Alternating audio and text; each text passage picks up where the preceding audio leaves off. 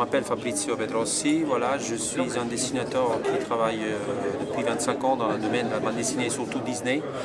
Principalement, j'ai été un dessinateur Disney, un illustrateur, j'ai aussi travaillé dans les studios Disney pendant 10 ans et là actuellement, depuis un moment, je suis freelance, je travaille pour des bandes dessinées pour le marché européen, aux États-Unis, et surtout dans les livres et aussi pour le parc d'attractions, différentes choses.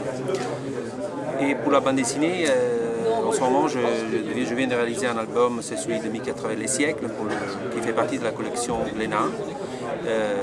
Avec Glénat, on a un rapport qui dure depuis un moment. En fait, je fais dans les différents salons où je fais des dédicaces différents albums de la collection Glénat patrimoniale. J'ai aussi dédicacé mon album avec Mickey il y a très longtemps.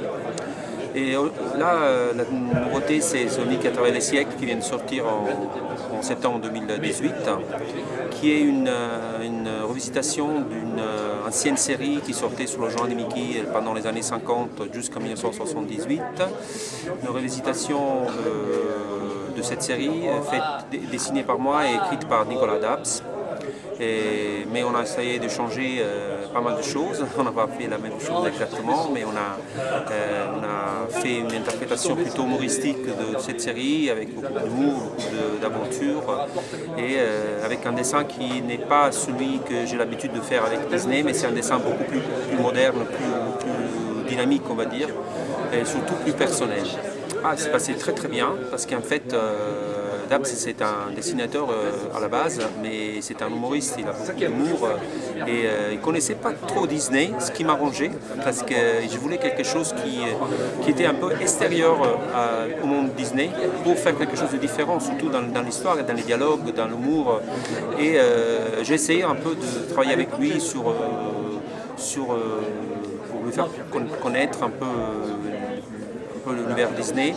Il s'est approprié très bien et voilà. Et après, on se passait beaucoup au téléphone, des fois on passait des heures au téléphone pour trouver des idées.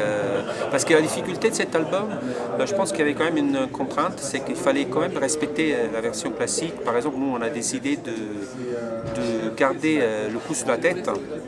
C'est l'escamotage pour lequel Mickey arrive à voyager dans le temps. Mais on a donné à ça une logique, une raison. On crée une histoire autour de ça pour rendre ça un peu plus crédible. Et après, l'autre difficulté, c'est que Mickey à travers les siècles, l'original, il a duré beaucoup d'années, ils ont fait beaucoup d'albums, et cet album-là, il fallait que toute l'histoire se passe dans une journée. Donc Mickey vit une aventure, il part le matin et rentre le soir. Et pendant ce temps, il rencontre plein de choses, plein de personnages connus, et avec un rythme un peu infernal. Il change d'époque, en 2-3 cases, il change de époques.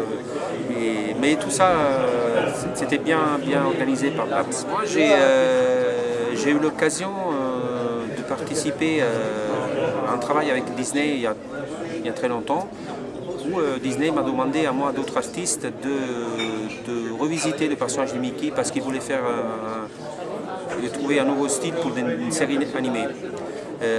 Après, ils ont fait la série. Et donc j'ai commencé déjà à réfléchir comment Mickey pouvait être modernisé. Donc au départ, j'étais parti sur une version de Mickey parce que ça m'a été imposé par Disney de partir sur l'idée de Mickey avec les yeux noirs. Après, je me suis un peu détaché de ça et j'ai essayé de le rendre un peu plus dynamique, surtout dans les expressions beaucoup plus fortes, avec les yeux plus grands, plus anguleux, moins doux, moins rond, comme j'ai l'habitude de dessiner. Et ça donnait un côté un peu plus bande dessinée franco-belge, je trouve. Je pense que c'est une belle question. C'est vrai qu'on peut essayer différents styles avec ce personnage, mais j'aimerais aussi faire un autre avec ce style, peut-être avec un autre personnage. Mais je pense que j'ai trouvé quelque chose avec cet univers et donc je pense que j'aimerais continuer là-dessus. Ou alors, si jamais je décide de faire autre chose avec un style complètement différent, il faudrait que ce soit un univers complètement différent, un scénariste différent. Mais avec Dabbs, je pense que ce style-là se prête très bien. Moi j'aimerais beaucoup